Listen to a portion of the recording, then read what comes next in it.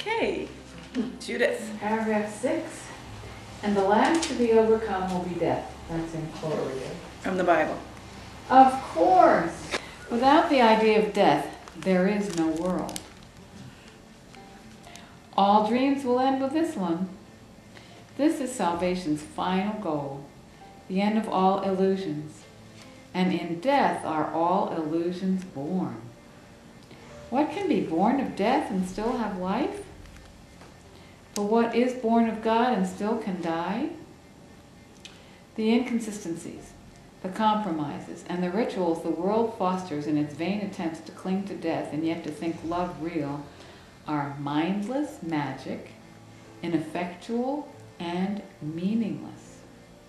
God is, and in Him all created things must be eternal. Do you not see that otherwise He has an opposite, and fear would be as real as love?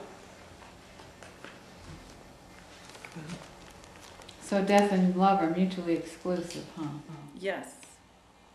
And that's why he says the vain attempt to cling to the idea that death is a part of the will of God and that that's a loving God.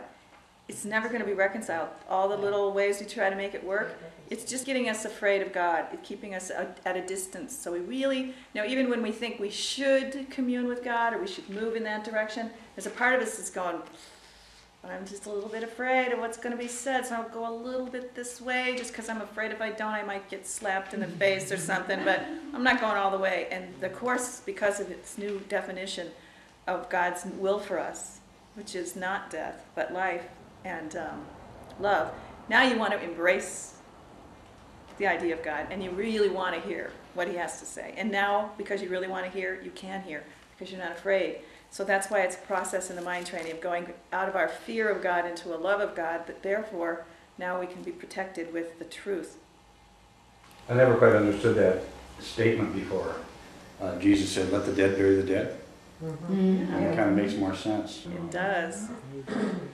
Karen, I'd like to just make a reference back to that lesson. There is no death, the Son of God is free, because he picks that up in this idea, and I think it's worthy of study to go back with that as you read this section here also, because what he's saying in there is that it's just like he's saying here. If you're going to be sane, you can't hold these two things: body, life, natural world, and a loving God. So where is that? What lesson? No, the lesson number? There is no death, the Son of God is free. Lesson number? 163. 163. And so for here again we see an obvious position we must accept if we be sane.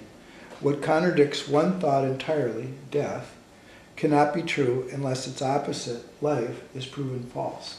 I mean, this is the appeal of this, is he's saying, forget about whether the Course is true or Jesus is a teacher. On the face of what we're saying, our thinking is insane.